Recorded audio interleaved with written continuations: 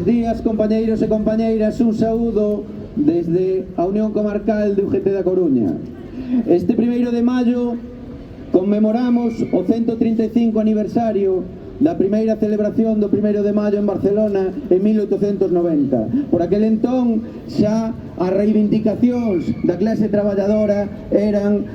a reducción da xornada, as melloras salariais, a protección do traballo das mulleres, a protección do traballo dos xóvenes.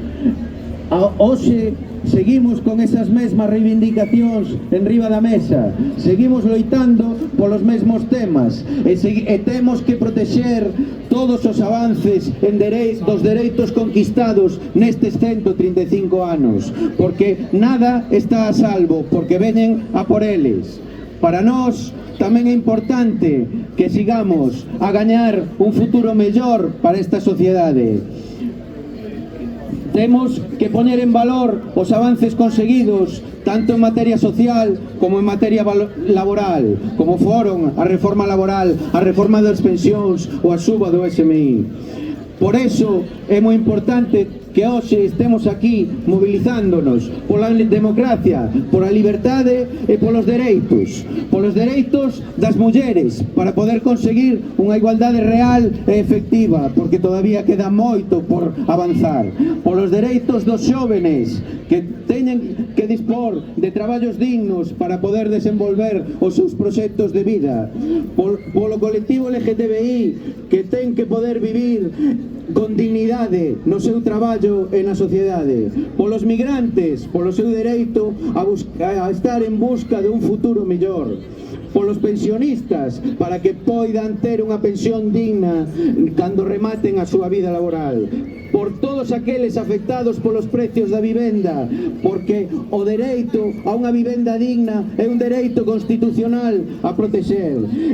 por todos nós que somos unha maioría social que formamos a clase traballadora,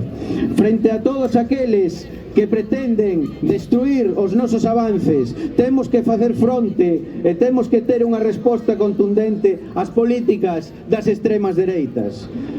co seu desmantelamento do estado de benestar, co seu deterioro dos servicios públicos, co seu odio á diversidade, coa súa oposición ás políticas de igualdade, coa súa defensa do racismo e da xenofobia impunemente e co negacionismo da crise climática.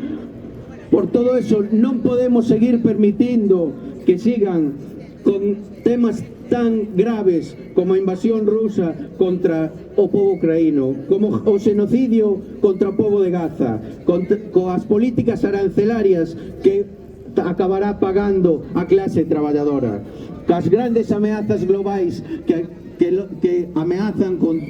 botarnos en riba. Fronte a eles, necesitamos máis e mellores sindicatos de clase para seguir loitando, porque este é o noso camiño, para loitar pola reducción de xornada, para gañar tempo de vida, polos salarios, para gañar estabilidade, polo feminismo, para gañar igualdade, pola igualdade, para gañar liberdade, pola negociación colectiva, para gañar dereitos laborais, pola saúde laboral, para gañar calidade de vida, polo sindicalismo, para gañar democracia, polas pensións, os cuidados, a educación e a sanidade públicas, para gañar benestar, pola industria e o campo, para gañar economía productiva, pola vivenda, para gañar autonomía, pola cultura, para gañar pensamento crítico, polos dereitos humanos, para gañar solidariedade, pola solidariedade, para gañar seguridade, por unha Europa social contra a barbarie externa e interna. Por todo isto,